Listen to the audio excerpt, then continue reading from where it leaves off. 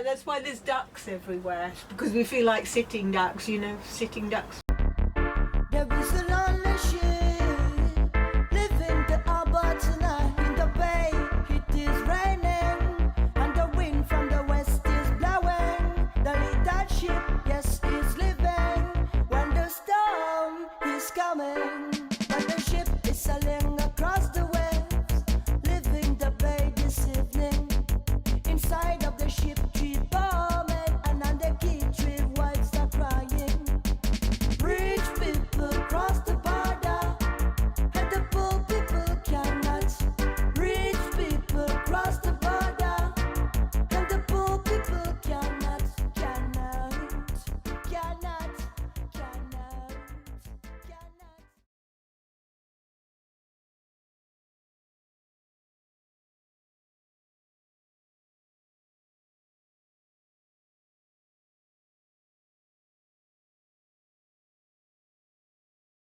So you've been living in the boat for 3 years? Well, nearly 4 years in this one. Nearly Yeah. 4 years. And why you decided to move to the boat? I decided somewhere to live. How long you been living here in the boat? 9 years maybe? But I bought my first boat when I was 21, so 40 years ago. For me, part of the reason I'm on a boat is the environmental aspect of it, you know. I don't want to have a big footprint on this planet. I don't care if, you know, my bed's not the fanciest bed in the world and I don't have stuff. What I care about is my footprint on the planet.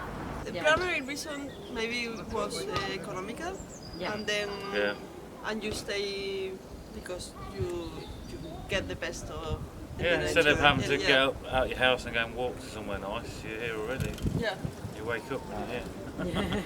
It's housing for people who don't want to spend lots of money. They don't want to earn lots of money, particularly they don't want to spend. There's different people. You know, it's housing for a different group of people. It's not for everybody, you know what I mean? I know, Yeah. not everyone will. Yeah, and people are like, oh, you got to get your fuel in, you got to do your water, It's a lot of hard you're in work. charge of everything, and that's, you know, you're in charge of it. But still, if you don't do it, it's not going to happen, is it? Yeah, but I guess for many people in the boat, living in the boat at the beginning, there was like a rescue plan. So either because they got divorced, because they got less money, there are people that get retired and get less money and decide to buy a boat and live according to their budgets. The time when I moved to Riverside, I split up with my ex. I was trying to give money for maintenance. I had very little spare income, and I was very fortunate to be able to keep capital money and use my money wisely and have a home. I'm very grateful for that. It's a low impact way of living, and it's affordable. But because we're independent, fiercely independent, I would say, and we're just not into money. Cambridge has a diversity in it. You know, it's got a huge diversity because there's people from all over the world working here. Yeah. And we're just another group that helps Cambridge be diverse. I would say we're more environmentally sound than almost all the others. As a general rule, we're not into stuff because we haven't got space for stuff. If we were into stuff, we wouldn't live on a boat. I mean, it's simple as that. And because you don't have stuff, you borrow stuff from each other as well. You know, it's like, oh, have you got this? Have you got that? There's much more solidarity. But that's partly because society puts you on the outside a bit. Yeah, it's because we're always under attack. It makes friends. It pulls people together. Yeah. We talk about solidarity. So with the council always consulting about us, I think that helps hold us all together quite often. There's so much hostility to us. Never seen it. I've never experienced that before. We make people feel very uncomfortable. We make the politicians and some people very uncomfortable because in summer they look at us and they think, oh, what a lovely lifestyle on the river.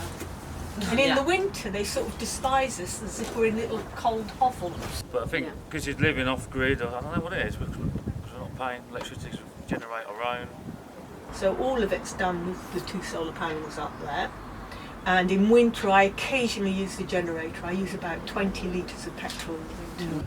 The challenges we're getting is the council, isn't it? If I lived in a house, I'd have 25% discount For single for being occupancy. alone Yeah. in the boat, and that's being changed. And then they're upping the value. Kate, whose boat's a bit bigger than mine, her price is up by 40% this year. The consultation did not even mention a single occupancy discount and the removal of it.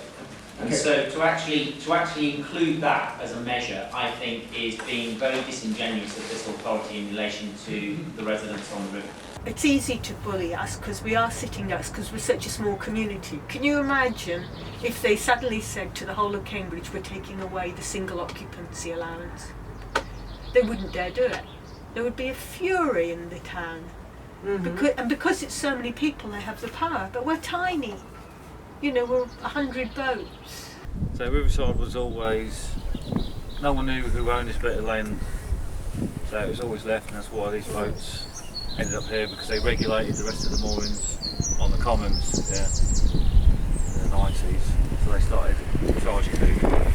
But no one knew who owned this bit of land, so it got left until 2014 or something.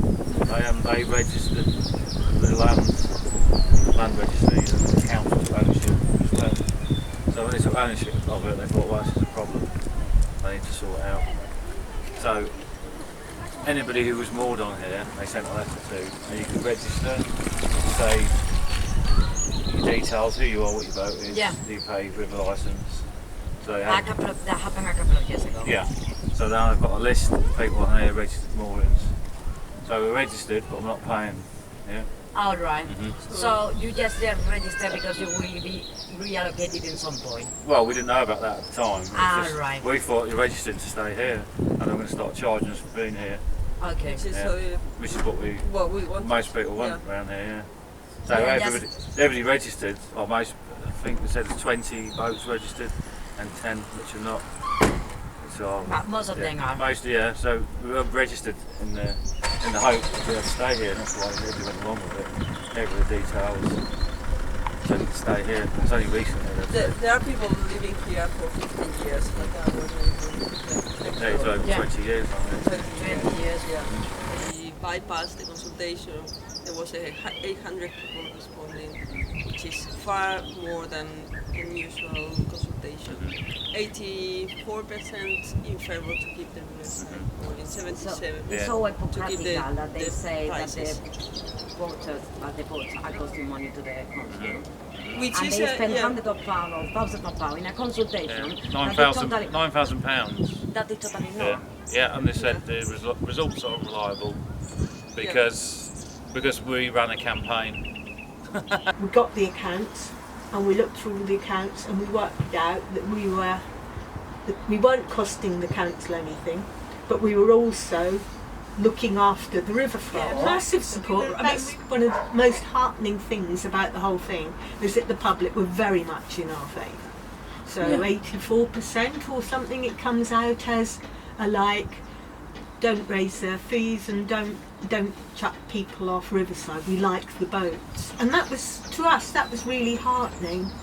So I printed off lots of ducks and a letter, and I put a letter in every house down along Riverside and the roads behind it, and the number, and I just said, if you agree, put a duck in your window, and the number of ducks that went up in people's windows was huge. It was lovely.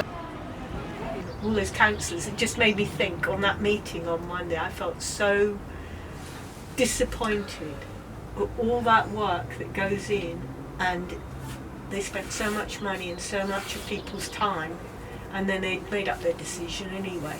They were going to screw us one way or another, and they weren't. Yeah, they were going to get rid of the boats on the riverside one way or another. It's not declared what they were gonna do after Yeah. removing us. They're So- hiding their intentions Oh yes, definitely. Yeah. That's something. because the excuses that they're using. Oh yeah, it's one excuse after the other, you know. And you had councillors going around, spreading rumours about people on the boats. Oh, they put their rubbish in the river, they do this, put rubbish on the street, the smoke. It's always something. There's always something there. It's like they demonize him there. Yeah, and I was telling one of the residents, wasn't it? It's like, well, I know Mark, he shouldn't be on the boat, he's working, he's got a good job, so he shouldn't be living on the boat. The boats are scruffy. So what they would like to see is boats, but they would like to see modern, fancy-looking boats. They wouldn't mind looking down on people sitting there having a gin and tonic and some nibbles in a super polished boat. What they don't want is to see someone having a can of lager on a scruffy boat. That's the difference. That's what they would quite happily have boats, I think, but they want, it's gentrification. That's what they would like to see. Sea cadets all over there, and it's gasworks. This was like, the place wasn't very desirable years ago. It was just river, boats. They would like to see, I think, richer people enjoying the river because they feel they pay, and if you look at it from their point of view, they pay £1 million to live on the riverbank.